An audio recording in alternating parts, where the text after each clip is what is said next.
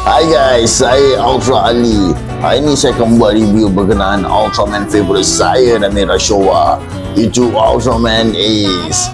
Ultraman Ace mula dikenalkan pada tahun 1972 dan merupakan Ultraman kelima dalam series Ultraman.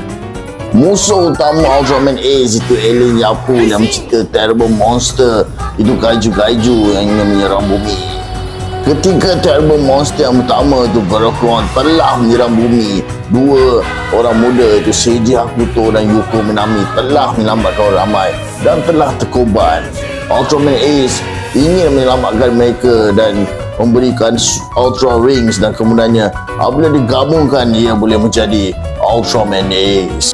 Hakuto dan Minami kemudiannya menyertai pasukan TAC, Terrible Monster and King Crew, yang merupakan pasukan yang melindungi bumi daripada kaiju-kaiju dan juga rasa-rasa daripada Terrible Monster.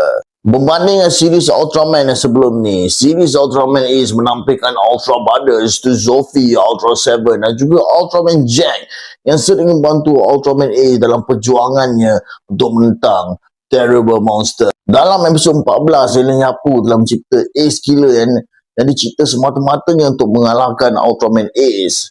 Dalam episod ini, Ultraman Hayata, Zofi, Ultra Seven dan Jack telah ditangkap dan telah ditewaskan, dan juga Ace Killer telah menyerap kuasa Ultraman tersebut.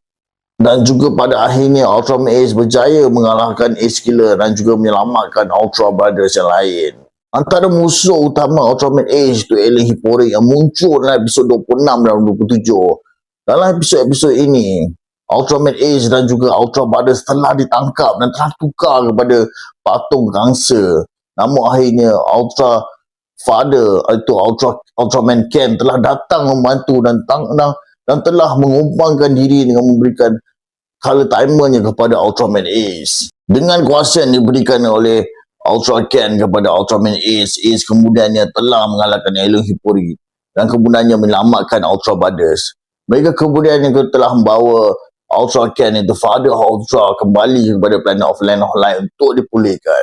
Di pertengahan series, Yuko Minami telah meledakkan beliau merupakan penduduk terakhir di bulan dan perlu kembali ke bulan.